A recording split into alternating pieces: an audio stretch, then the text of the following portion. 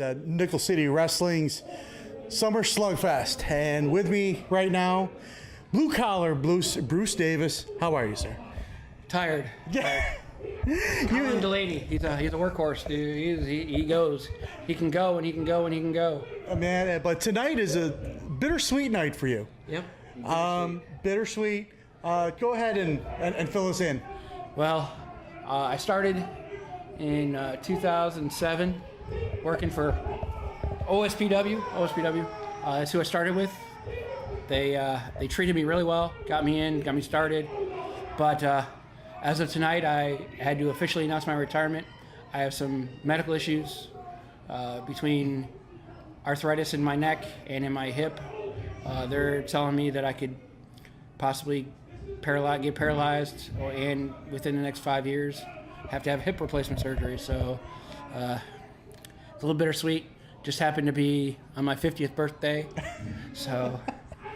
Well, happy birthday! Hey, well, thank you. Hoping for another decade of dominance for Blue Collar Bruce Davis, but you know it just didn't happen. Things don't always go the way you want them to, but things go the way they need to for a reason. Everything happens for a reason in life. And I guess this is the part of the wrestling business that maybe fans don't see, and people in general don't see. You know, they see like the cheer, they hear the cheers and the ring and the cameras. Well, a little camera anyway. But but this is the part where at some point in your life, maybe just like in anybody's life, you have to make a decision. Oh, absolutely. I mean, I have a 5-year-old daughter. I want to be there when be there to be, a couple things. One, to be there when she graduates high school. God willing, be there to walk her down the aisle when she gets married. I want to be able to do those things for her, and I keep going the way I was going, especially with people like Colin, these young kids that can go for days, and I would not, my body just would not be able to keep going. It just wouldn't. I mean, I'm already feeling it. I mean, there's stuff that I'm taking because of the arthritis in my neck, my spine, and some other internal medical stuff that's going on that, legitimately, this body here actually has gained roughly 20 pounds in the last 6 months because of things that are going on in my body, and it just I can't keep doing that. I got to take my health, and that's where I got to start. Now, when you announced your retirement earlier tonight, and the match was made with Colin Delaney, your final walk down that aisle to the ring, what was going through your mind at that point? Well, actually, that wasn't even the hardest one. There was 2 hardest walks for tonight. My most hardest walk was walking back after the last match, after the match with Colin. I just know that I still want to be in the ring, and it's hard here to say I can't do that and I can't go in there. But for the fans that were here, and for some of the ones that may see the video of the match or even of the show, walking down the ring to announce my retirement, that was extremely hard. I mean, I just really I didn't know what to think. I didn't know what to do. I didn't know what was actually going to come out of my mouth until I actually said it. For those that don't know, I'm a shooter, and it's going to be a shoot now. That ring out there, the production, the barricades, all of that stuff, up to last Nickel City show was mine. I owned all of it. And whether Steve likes it or not, Nickel City wouldn't have ran unless I was here, because that's my stuff. He bought it, which is great, and he can run on his own. It's great, but it was mine. And he wanted to buy it, so I sold it to him, because I knew in my heart, I knew things in my body were changing, and that's why I went to see the doctor. And I knew at that point I needed to take a hard look and look at where my future was going to be. So I knew it, for the better sake of Nickel City and the better sake of other wrestlers out there, that somebody needed it that was going to use it. So he bought it. But walking to that ring, it was hard. I touched the ring.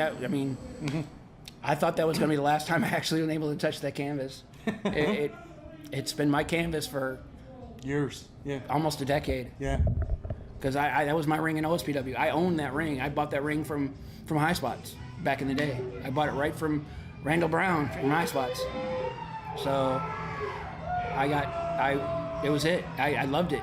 I loved owning the ring. I loved being in the ring. I loved doing performing for the fans. Love me, hate me, it doesn't matter. I'm in the ring performing. There's some kind of a high in that, though, isn't there? There's always a high. Yeah. Whether it's you're a good guy, you're a bad guy, face, heel, whatever you want to call it. You either love to be loved or you love to be hated. There's love. There has to be love. If you don't love doing what you're doing in that ring, you're doing it for the wrong reason. If you're doing it for the money, you're not going to get ahead. You're not going to make it to the show, because all you're going to do is look for that next dollar, and you're going to end up doing something because somebody wants you to pay you to come to do something, and it's going to hurt your career. Or it's going to hurt yourself. So you don't want to do that. You want to do what's best for you. If you had to give advice to a younger wrestler right now, what advice would you give them? There's guys out there. There's, and I'm not going to name names, but there's trainers out there that I know personally, that I've known for a decade, that are going to tell you that if promoters aren't willing to pay you what you think you're worth, they're not worth bringing you in. My thing is, if you're in the ring performing and you love what you're doing, as long as you're not blowing all your money to get to and from a show, ring time is good time, because you're going to develop your craft. You're going to develop how you interact with the crowd. You're going to develop how you interact with other wrestlers. You're going to learn how other wrestlers work, what their styles are. You may even learn something new in the ring that you've never learned from your trainer, because guess what? Not all the trainers know every single thing out there. Al Snow is one to say it.